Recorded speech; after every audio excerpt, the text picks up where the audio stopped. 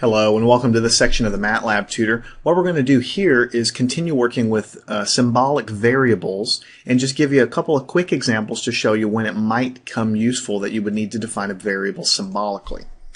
So let's take a practical example. Let's look at maybe calculating the area of a circle. So typically you might do something like this. If you weren't doing anything symbolic, you would say radius is, let's just say it's equal to 0.75. Maybe that's 3/4 of a meter or something like that. So that's the radius. We have a new variable r pop up over here. And then we might define a variable area is equal to pi r squared, right? So we say pi times r squared, pi r squared. So we hit enter and the area is 1.7671. We have an area variable pop up here. And all that stuff looks great. This is typically how you might use MATLAB. This is an extremely easy calculation, obviously, but you might imagine that you might have an equation or a formula with many variables, maybe you would then have a calculation that you would just basically plug in the numbers and get an answer out. But a lot of times in math, you don't want 1.7671. You'd like a fractional answer involving pi. A lot of times that happens in calculus or trigonometry where you don't really want this. You want, how does it look in terms of pi? Is it 5/17 pi? Is it, pi over 2? What is the answer in terms of pi? So in order to show you that really quickly, let me clear all of the variables that we've been using. So we've been using r and area. We want to get rid of those. So we'll just clear all. When I hit that, all the variables disappeared. Notice when I type in R, it doesn't know what R is, and it doesn't know what area is because I've cleared them. So let me clear the screen.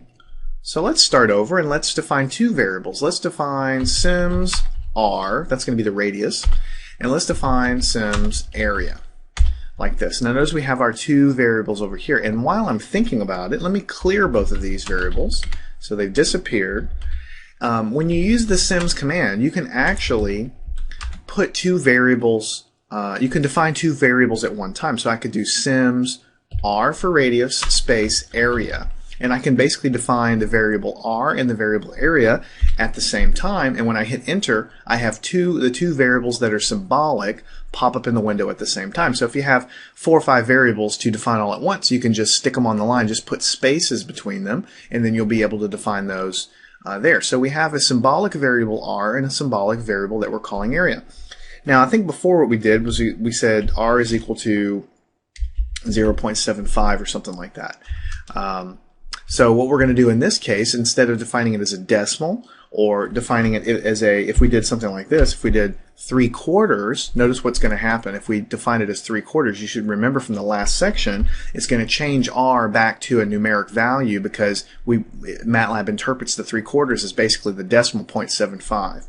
So let me redefine the radius as a symbol. I'll put it back as a symbol. Now this time we'll do it correctly. We'll say r is equal to the symbol 3/4. So it treats it as an exact value called 3/4. So now it says, okay, r is equal to the value 3/4.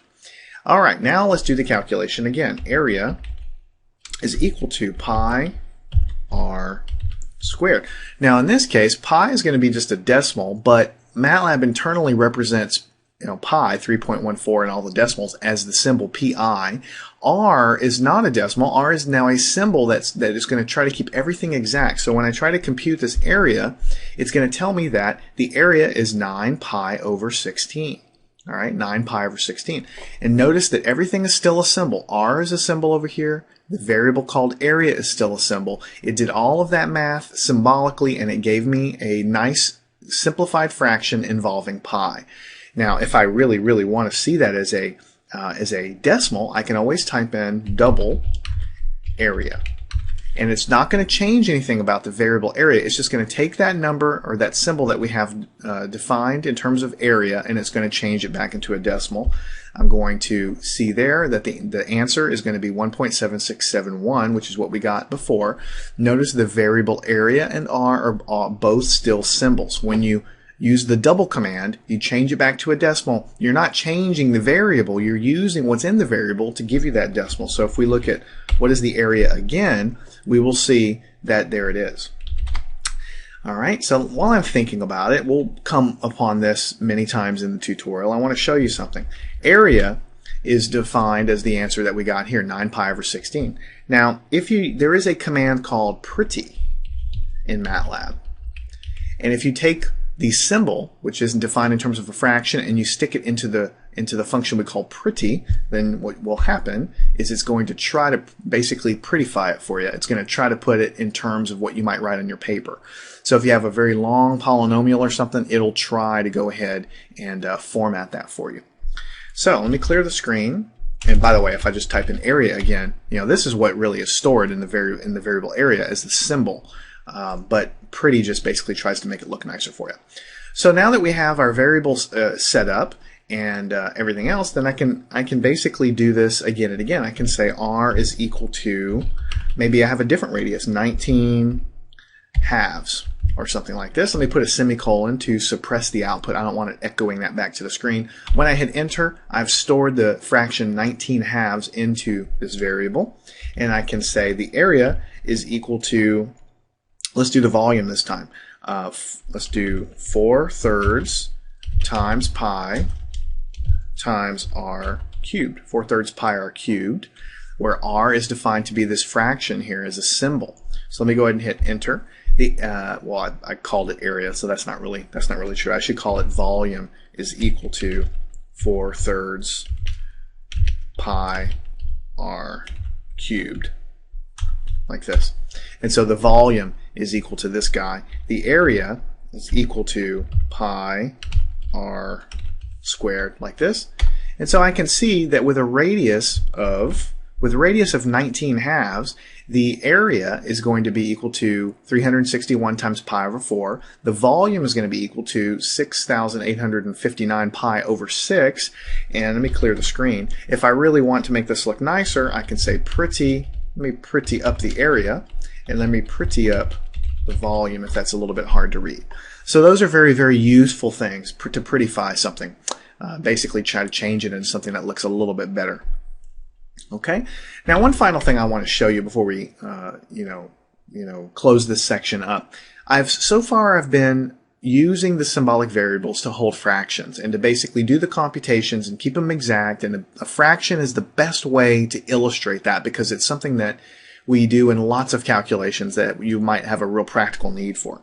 But these symbol variables, they go way beyond fractions, right? Let me give you an example. So let's go ahead and define a symbolic variable, and we're going to call it x. So here's the variable x that we've just defined symbolically. This is a placeholder for anything. We can obviously store fractions in there. We can store, later on, we're going to see how to store other expressions in there and functions in there and other things that we're going to get into later. But for right now, let me just show you something here. If you type in what is x, right, and hit enter, MATLAB's going to respond with the symbol x, right?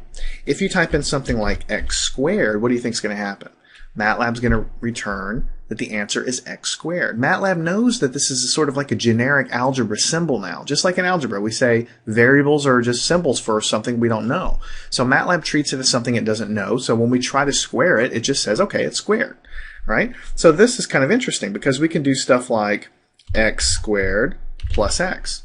We hit enter, and it's going to return with x squared plus x. Now, what if we try to do something like x squared plus x, and let's divide that by x, right? Or let's do something even simpler. Let's do x cubed divided by x. So we have x cubed divided by x, and we get an answer of x squared. So MATLAB knows that these are generic symbols. It knows the rules of algebra, so it basically cancels x from the top and the bottom, and it gives us x squared, right? If we go x to the, let's do, to the 6 divided by x to the second power, then MATLAB's going to cancel those guys, what's common in the top and the bottom, because it knows the rules of algebra, and then it's going to return x to the 4th power. So these are, this is sort of an introduction, tipping our toes into the symbolic algebra capabilities of MATLAB. In future sections, I'm going to show you how to use these symbolic variables to do all kinds of algebra things. Expand polynomials, do synthetic long division of polynomials, take derivatives of functions defined symbolically. So you might take the derivative of 5x squared, and then you get back an answer that's a symbolic derivative of what that is. and so on. So again, there's two parts of MATLAB. Half of it is learning how it deals with decimals and how it deals with real numbers and sort of like the decimal point part of MATLAB that most people use it for when they're doing their simulations. And then there's the symbolic part of MATLAB where you get to do some algebra like this, where if I wanted, do long division of 3x squared plus 5, and I want to divide it by x minus 2, you know how to do that long division by hand. MATLAB can do all that stuff too. But in order to get there, I need to first show you how to define these variables, which we've done, show you basically how to manipulate them, and as we go into future sections, I'll show you the commands and the syntax and everything so that you can check your algebra homework and your calculus homework and things like that as well. So that about wraps it up for this section. We've learned how to continue defining things. We've learned how we can do simple calculations with variables that contain symbolic objects, and that's very useful when you're dealing with fractions. Obviously, we've talked about that. We've also tipped our toes into how we can do very basic algebra using these symbols.